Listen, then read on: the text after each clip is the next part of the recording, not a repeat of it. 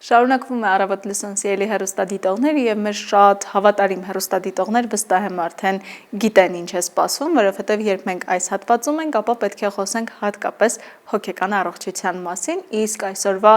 մեր թեմայի կիզակետում փոքրիկներն են, երեխաները, թե ինչպես մենք պետք է արձագանքենք նրանց ձախողումներին, անհաջողություններին եւ ինչպես միասին համատեղ ուժերով դա հաղթահարենք։ Այս ամենի մասին խոսելու ենք հոգեբան, մանկական հոգեբան Մելինե Ավանյանի հետ։ Ողջույն։ Բարելիս։ Շնորհակալ եմ անչափ առավոտը մեզ հետ սկսելու համար եւ այն կարևոր խորհուրդների, որոնք առաջիկայում կտանք մեր հեռուստադիտողներին։ Ես շնորհակալ մանեջան հրավերի համար։ Սիրով։ Եվ սկսենք ամենասկզբից, երբ ու ինչպես են երեխաները հասկանում, որ ձախողել են։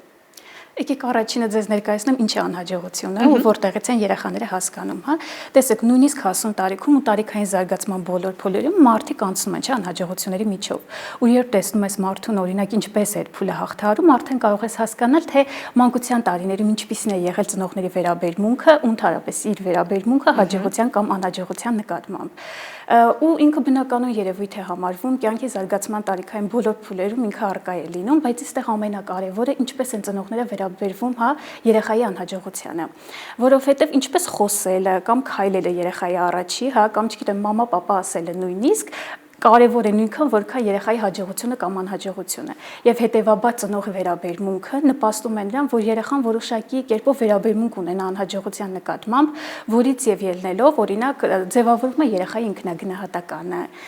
սեփական եսի ձևավորումն է տեղի ունենում, հա, ընդհանրապես վերաբերմունքը հաջողության կամ անհաջողության նկատմամբ։ Երբ առաջին անգամ երեխան բախվում է այս կամ այն խնդրին ու կարծես թե նրա մոտ չի ստացվում։ Օրինակ, մեկ խաղ հաղթել եւ անդադար մենք չպետք է սովորեցնենք, որ միշտ պետք է հաղթանակները շփտան, պետք է քիչ-քիչ պատրաստվեն։ Ինչպես պետք է լինի մեր առաջին արձագանքը երեխաներին։ Տեսեք, արձագանքը տարբեր է լինում ծնողների կողմից, դրական կամ բացասական, չէ՞։ Ծնողները առաջինը պետք է հասկանան, որ իրենց վերաբերմունքով եւ իրենց ռեակցիայով տվյալ պահին կարող են կամ երեխայի ներաշխարհը քանդել, փլուզել, կամ կարող են կառուցել այդ երեխայի ներաշխարհը։ Կարող են ձևավորել բարձր ինքնագնահատական, առողջ ինքնագնահատական, կարող են այդպես էլ այդ ինքնագնահատական իջեցնել։ Օրինակ, հա, ինչ է անհաջողությունը երեխայի կյանքում կամ ձախողումը, վատ գնահատական ստանալը, հա,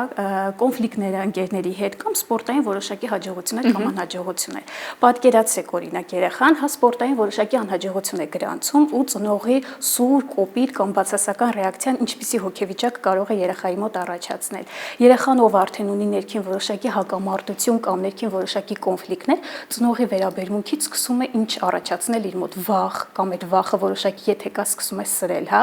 ցածր ինքնագնահատական, տագնապայնություն, անհանգստություն, գուցե ինձ մոտ չի ստացվի այլևս, իրենք ունենում են վախ հետագայում այդ ամեն ինչը շարունակելու, բայց ամենակարևորը եւ ծնողների վերաբերմունքից եւ նաեւ երեխաների հետագա քայլերից պետք է հասկանալ, որ սա միգուցե շանս կամ հնարավորություն է հետագայում, հա, որոշակի հաջողություններ գրանցելու։ Սա պետք է լինի մոտիվացիա երեխայի համար, իսկ այդ մոտիվացիա տվողը հիմնականում լինում են ծնողները։ Բայց շատ հաճախ պետք է խոստովանել, որ ծնողավարության մեջ երբեմն ծնողներն էլ հոգնում են, ու դա լրիվ հասկանալի է, որովհետև 24/7 ռեժիմով երեխայի հետ ապրել նրա կյանքը, փորձել ձեռքը բռնած քայլել, ինչ որ մի պահի գուցեև նրանք էլ հուսահատվեն եւ չտան այնպիսի արձագանք, ինչպիսին պետք է, որպեսզի երեխան չկոտրվի եւ չունենա այն խնդիրները, որոնք քիչ առաջ նշեցիք։ Ինչպես վերադառնալ կրկին այդ թեմային եւ խոսել ավելի գիտակցված, բացատրելով, ինչպես բերել նորից այն կետին, երբ ձախողումը երկուսինն է եղել։ Մանեջան, տեսեք, իրականում ծնողի վերաբերմունքը ավելի շատ կամ ինչպես անել, որ հա ծնողը սուր արձագանք չտա, դա կախված է եւ ծնողի խառնվածքից եւ բնավորությունից եւ ամենակարևորը ինչ է այստեղ տեղի ունենում, երբ որ երեխան ձախողում է, հա, ինչու է ծնողը սուր կամ բացասական որոշակի կոպիտ նույնիսկ վերաբերմունք կամ արձագանք տալիս։ Այստեղ ծնողի մոտ առաջանում են որոշակի անգիտակցական կամ նույնիսկ ենթագիտակցական շերտեր մանկությունից եկած, հա, գուցե երեխան կկրկնի այն մանկությունը, ինչը որ ունեցել եմ ես, գուցե նա կունենա այն անհաջողությունները, ինչը որ ունեցել եմ ես, հա,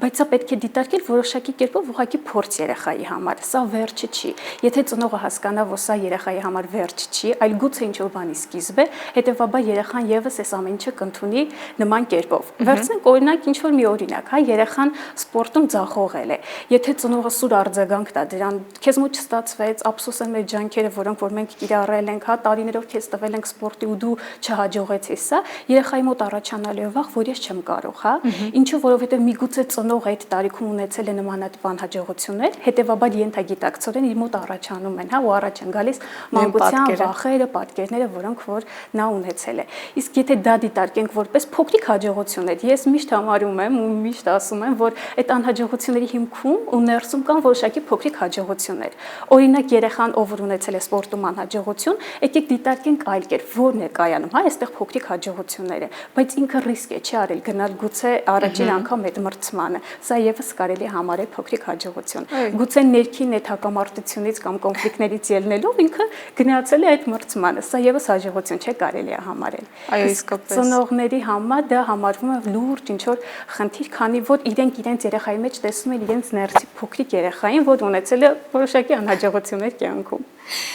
Մենք անդադար կփորձենք երեխաներին ապահովել այդ միջավայրը, որտեղ նրանց անհաջողությունները կդիտարկվեն որպես փորձառություններ եւ նոր հնարավորությունների սկիզբ, բայց երբ ու ինչպես հասկանալ, որ երեխաները գուցե տարիքային առանձնահատկություններից, հատկապես դեռահասության շրջանում ելնելով, դա դիտարկում են որպես դե լավ, այս անգամ էլ չի ստացվի ոչինչ,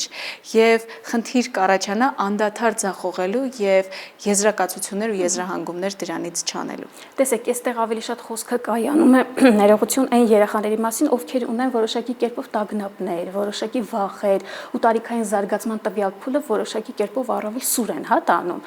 Կան իհարկե երեխաներ, ում համար միևնույն է այդ ընթացքը իրենք ինչպես կանցնեն, հա, միևնույն է, ինձ մոտ կստացվի, չի ստացվի, ես հաջողել եմ, թե չեմ հաջողել, ես միևնույն է իմ ճանապարհը կշարունակեմ։ Իսկ այն երեխաները, ովքեր ունենում են անհաջողություններ ու իրենք իսկապես շատ սուր են տանում այս երևույթները, այս դեպքում կարելի է տանել որոշակի աշխատանքներ։ Ինչ պետք է անի ծնող, օրինակ այս դեպքում ամենակարևորը լսի երեխային։ Նույնիսկ եթե երեխան այդ պահին հա շատ ինչ որ տրավմատիկ կամ լարված վիճակում է գտնվում, լսի ու հասկանա ամենակարևորը, ասելով, որ ես քեզ հետ եմ, ոչինչ որ սա օրինակ չգիտեմ, այս ընթացքը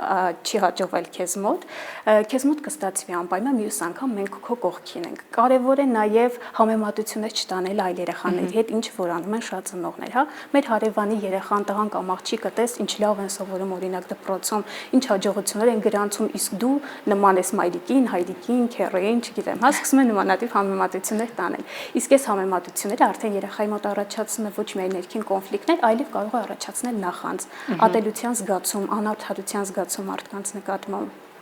Ծնողի սերը, որը ըստ ծնողի, հա, իր դրսևորած ու ցուցաբերած այդ գործընթացը համարում ես, չպետք է ճնշի երեխային։ Երբեմն մենք սեր կամ ճնշում ասածը, հա, չենք կարողանում ճիշտ կերպով ներկայացնել։ Ու յուրաքանչյուր բան չափի մեջ է գեղեցիկ, դա պետք է ֆիքսել եւ հասկանալ։ Արդյոք կարող է նմանատիպ խնդրի դեպքում ծնողը միայնակ դիմելով մասնագետի, առանց երեխայի, առանց մանկական հոգեբանի, պարզապես դիմելով հոգեբանի, կարողանա հաղթահարել այս շրջանը ընտանիքում։ Առանց երեխայի ներողություն, միանշանակ երեխայի ներկայությունը ու աշխատանքը այստեղ կարևոր է, որովհետև ինչքան էլ մենք աշխատենք ծնողի հետ, հիմնականում գլխավոր օբյեկտը հանդիսանում է երեխան, չէ՞։ Մենք աշխատում ենք ծնողի հետ, ծնողի վախերի հետ, բայց հիմնական դրա կրողը հանդիսանում է վախերի, այս գործընթացների կրողը հանդիսանում է երեխան, հետեւաբար աշխատանքը պետք է տանել երկուսի, բայց ամենակարևորը պետք է նշեմ, որ երեխան հանդիսանում է ծնողի հայելին, սա իսկապես եմ ձեզ ասում, որովհետև եթե ծնողը հանգիստ է լինում, հավատացեք, հանգիստ է նաև լինում երեխան, եթե ծնողը ներդաշնակ ու խաղաղ է լինում, հանգիստ եւ ներդաշնակ է լինում նաև երեխան, իսկ եթե ծնողը կոնֆլիկտային ու ինչ որ տագնապային է լինում, երեխան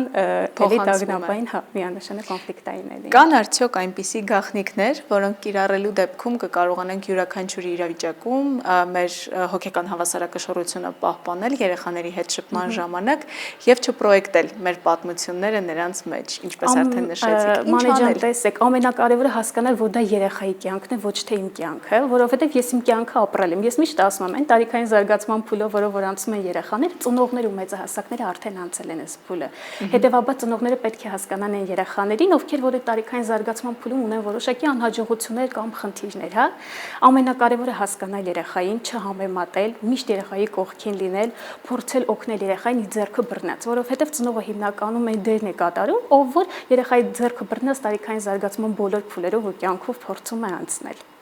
Իրական պետք է համբերատարություն, հատկապես ծնողավարության մեջ, կարծես դա ամենակարևոր գործիքներից մեկն է։ Այո, մանեջը միանշանակ համբերատարությունը առաջին տեղում է։ Շնորհակալ եմ Ես անչափ եմ խորհուրդների շնորհակալ։ համար, շատ հաճելի էր, հուսամ մենք կրկին կհանդիպենք, որովհետև նմանատիպ թեմաները հատկապես ծնողներ եւ երեխաներ իսկապես անսահման շատ են եւ քննարկման կարիք ունեն, որովհետև մեր հեռուստադիտողներն էլ այս խորհուրդները նաեւ կիրառում են իրենց առօրյայում։